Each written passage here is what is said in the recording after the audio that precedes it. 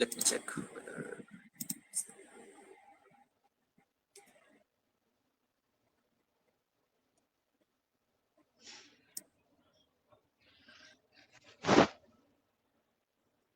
So, hello everyone.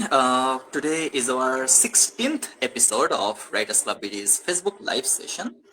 Today, we are honored to have a powerful guest joining from all the way from Netherlands. Someone who is making the real waves in finance, community work, and diversity initiative.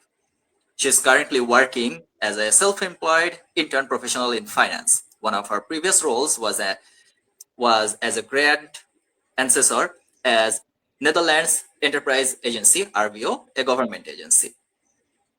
In addition, she is involved in international projects through a non-profit organizations that promotes inclusion and representations.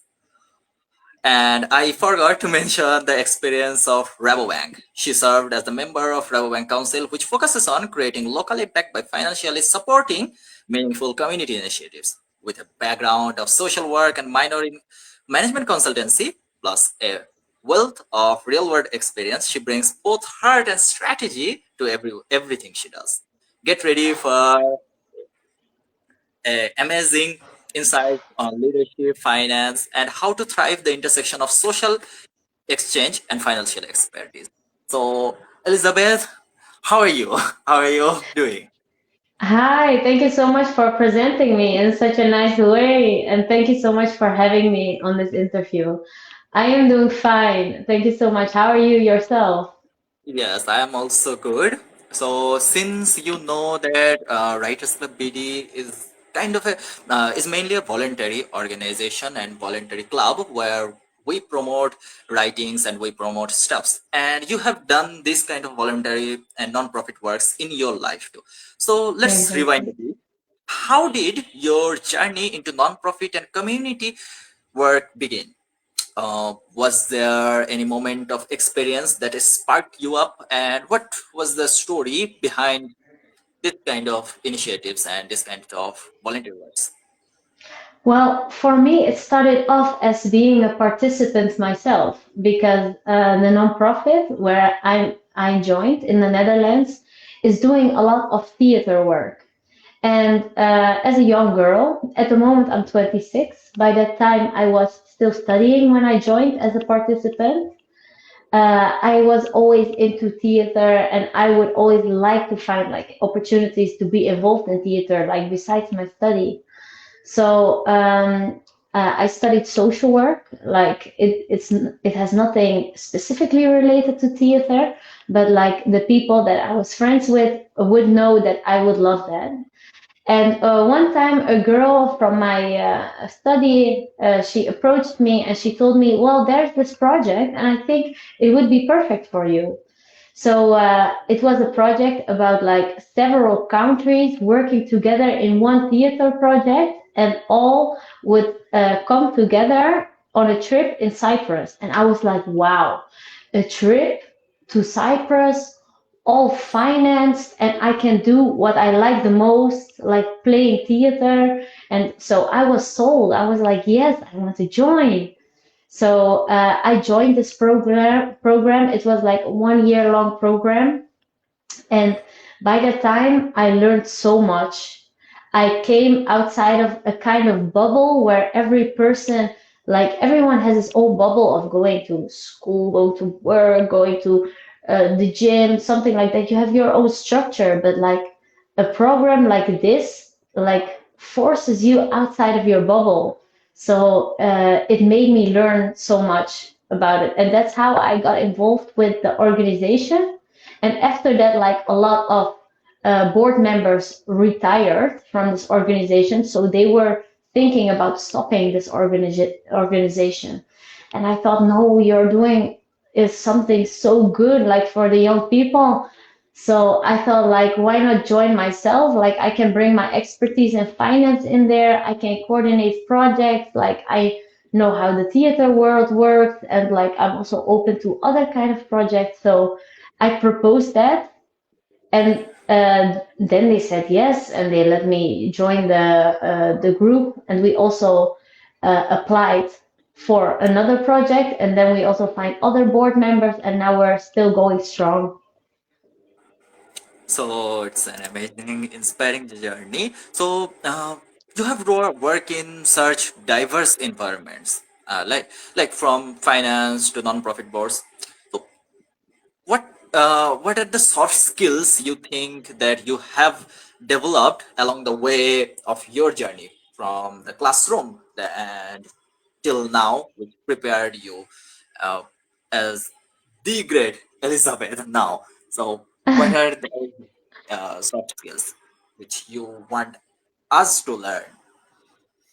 Well, I think it starts specifically first with your communicative skills, like how do you interfere in situations, like how do you respond to people, but also do you understand your own emotions when you are in a conversation, like, and what does that mean? Like, does that mean actually a lot in a situation? Because sometimes we tend to have like strong feelings in a situation, like feeling very emotional about it, but that would be like something we would experience ourselves.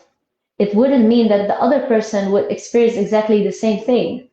So sometimes it's very good to like take a step back and reflect on yourself and reflect on the situations, like why did I have such a strong feeling in this kind of interaction? Why was I anxious talking to this person? And in that time, while reflecting, you will become more aware of the situations and of how you communicate and of how such not of a big deal it should be when you are like talking with another person, like having contact with each other, because like there is a sort of um, practicing that allows you to practice also your feelings, so you are most likely easy going in a conversation like for the future. So practicing a lot of these social situations helped me a lot with um having easier conversations and getting into depth without letting my emotions take over and overrule my mind and losing actually the point of the conversation. Okay, that's great. Have you learned these skills from someone, or you just built in within yourself by observing others and practicing your own? Like, did you take any course or any mentorship guideline or anything? Well, I did not take a course, but maybe you could have seen the program like in theater as a course itself, because working with theater is also like a kind of social work intervention tool. Like you also learn how to improvise. You also learn how to react in the situation itself. You also learn how to work with other people in a different context, like you are doing it together. So you're also practicing that in the moment itself.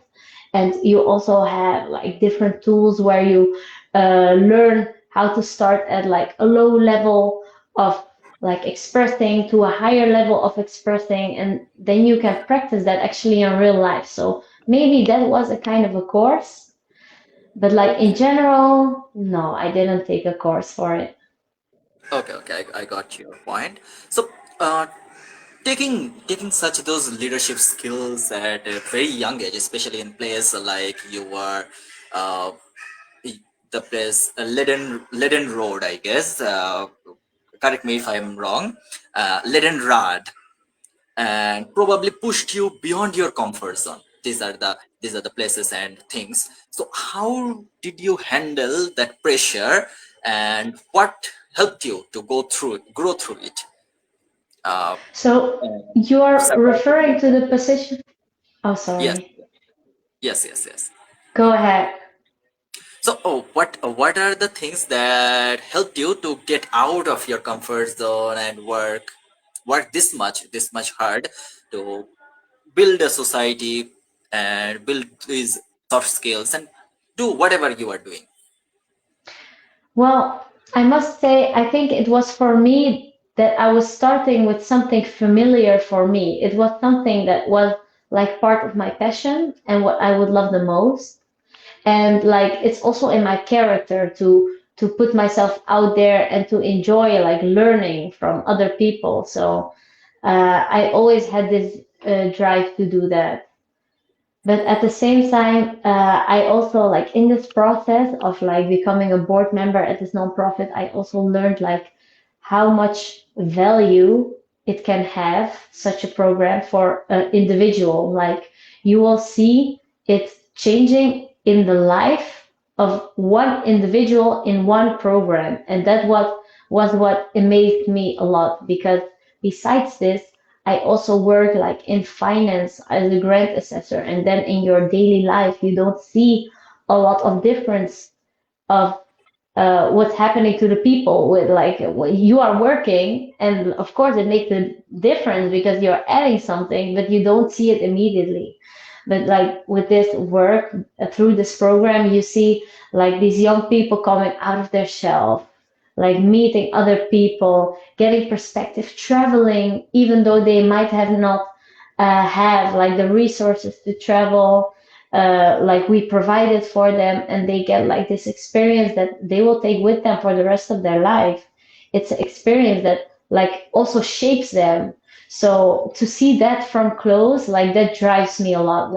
That gives me also the fulfilling to like keep on going and uh, put in the effort for a nonprofit, because of course it's hard to work for a nonprofit, but still if you see this from close, like the changes, the big of a difference it makes for individuals in such a society with a lot of pressure, then like it fills my heart, and I just love to participate in it. Awesome. So, from your saying and from your understanding, I got to know that you have worn a lot of hats, like consultant, advisor, treasurer, and much more. Non-profit, worker, volunteer. There are, I guess, it will take 10 different titles and roles to describe you. So has any role surprised you or taught you something really thoughtful and unexpected? And share any kind of your story, any kind of your surprising story which you want to share with us from any of these roles. Well, I'm from the Netherlands, and in the Netherlands, it's actually very easy to grow from one title to another title because they give a lot of opportunities. So from a young age, when you finish your studies, like you will come in between of a gap because then you have to start to apply for jobs. So that's I think the hardest part. But after that, when you have got your experience, it's easy for you to like uh, look what's out there, and especially now in the time that like companies really need people. Like in this time they really need loyal people because job hopping is so easy that a lot of people do it, that companies really want to like hold on to the people that they have, so they also don't lose the knowledge that they have in their company themselves. So uh, companies will do their best to hold you or to attract other people. So it's easy for you to job hop like to different kind of jobs and to make yourself grow while job hopping. So I certainly did that, but at first I did start it off in my finance job, also in grants, and I decided to like specifically stay in grants, even though I hopped over to another project because I do it as a self-employed. I stayed in grants to make it specific, because what is so important for a person to like grow his identity, to make it easier for another person to understand what this individual stands for, it's important to keep it specific. Because I can have so many hats on, and then you would be confused. You would be like at the end, what is Elizabeth actually doing? So I think it's very important to like keep it specific and understandable for people so you can also network your way up, because people would be thinking like, okay, I came across this. Oh yeah, I know a person who has like knowledge about this. Oh yeah, I can call Fahim. Yes, yes. That's awesome. But what? what is the specific role of which you love the most, as you are in different works, as you accomplished yourself and occupied yourself in different roles and different works, either it is profitable and non-profitable. So which is, or you can mention two or three are the top picks of your works or your favorites. Okay, fine. This is a hard question because now I have to pick in between jobs. You can pick two. Okay, You can pick two. like I can, okay, wait, I can do it like this because every job, of course, I liked it a lot. Otherwise, I wouldn't have stayed there. Like, I had so much luck in my life that I only came across like jobs that I enjoyed. So, how I can explain it is that every job has um, the nice tasks and the a bit more boring tasks that have to be done, of course. And if I look at myself as an individual, what do I enjoy the most? The most, I enjoy working with other people, brainstorming, coming on different ideas, hopping over from a subject and theme to like connect them and to get further. Like I like to like um, how do you say that? Like split knots, like make decisions very quick. So that's what I would love the most, like working with people, being communicative, and coming further. But besides that, like it takes also administration. Like you have to write down everything. You have to make sure it gets guarded on a good place so you can find it as well. So you keep the overview, so that's what I learned through the process because as a self-employed, you also need to do like your administration, you also need to do like your taxes. So everything needs to have like a good overview. So I learned that, and that's now a skill that I also use at the nonprofit. But what do I like the most? I enjoy the most like this, what we are doing now. We are having this kind of a brainstorm session. We are coming, we're making up subjects and themes where we think of, oh yeah, that's actually valuable for people to know. Like I think that's something I enjoy a lot. Okay, then we can say that we can invite you as a guest again after some days, and we can have you again to hear your amazing conversation and thoughts about life and the non-profit culture. So, my last question, it would be, since we are at the last stage of our interview. So, Yes. I this question has two parts. Since 6 months have passed for this year, 2025, so it's a bittersweet thing for us. So, what did you have achieved within these 6 months, and what are the next plans for you for the upcoming 6 months? Or I can say shortly that what are the plans for you which you have left to achieve for 2025, and for the upcoming years as well, which are the things you are excited about to do for the next few months or for this year? Something like you have written in your resolution book that is left or that are left. So tell me about those plans and What a things. nice question. What a good question because everyone always has a plan in the back of their mind. Yes. So, but it's own, like sometimes it's a secret plan because it hasn't happened yet. Do you want to share it? Do you don't want to share it? But of course, I will take you with me in the journey. So for now, I will be working with Alejandro because I am participating in the Young Entrepreneurs program. So young entrepreneurs get coupled up to entrepreneurs with experience. Because I joined this nonprofit in the Netherlands, I wanted to learn more about it. So I was searching for a grant to get in touch like with other people. So I found it, and now I'm learning a lot from Alejandro. But at the same time, everything what's happening in the nonprofit in the Netherlands also goes on. So I'm just holding these two balls in my hands and like I'm juggling and I'm making my way through it. So this at this moment, like I'm learning a lot, and I'm so grateful for all the people I've met, and you're also one of them. So until the 25th of August, I will be busy with Alejandro. Then the program will end.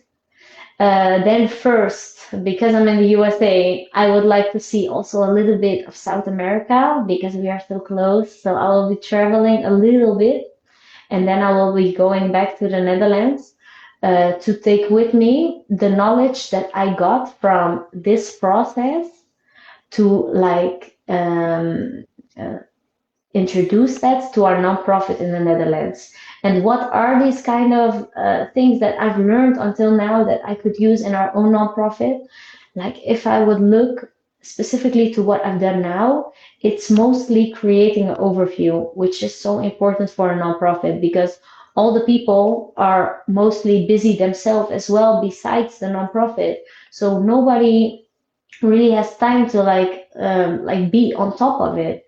So it's so important to make an automatic like system like for guarding like your media files, for also having a program tool so you can work with each other, so you can create like a to-do list in this program tool that is like a great overview so you don't lose the to-do list on a piece of paper that you just wrote down.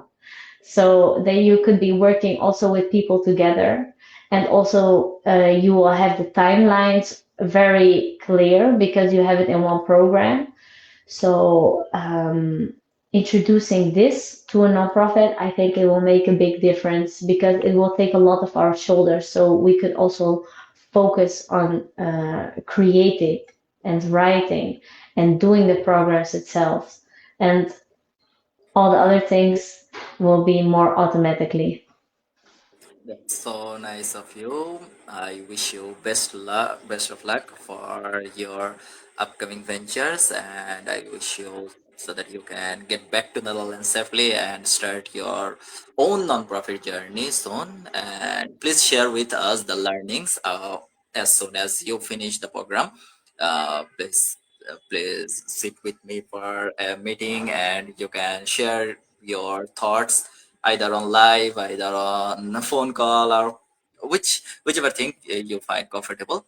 And thank you for thank you for being with us. Thank you for being the guest. And yep, uh, we can end our episode here. So Yes, if thank you so much, everyone, Fahim, for your time and also for your nice questions. I really find it a nice dynamic conversation. I enjoyed it a lot. okay, let's end the conversation here, end the live here.